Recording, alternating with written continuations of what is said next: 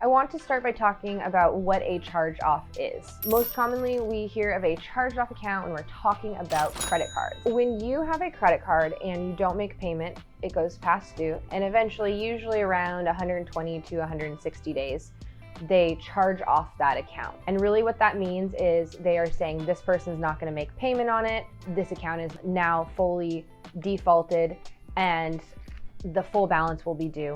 That creditor can choose to continue to assess or may have assessed additional fees with that, additional interest. It all depends on your contract, what your contract outlines is appropriate given that specific account. Once the account is charged off, the entire balance is due and payable in full. There's no longer monthly payments anymore or past due payments that you have to make. Everything is due at that point. This means to get rid of that account in charge-off status, you would either need to make that full payment or work directly with that creditor to settle for a lesser amount. Once an account is charged off, the account is closed, it cannot be reopened, and that creditor is likely not going to approve you for credit until either you pay that balance off and your credit score is increased, or potentially until that account is off of your credit report, or it's been some time where you have recouped from that loss that they incurred.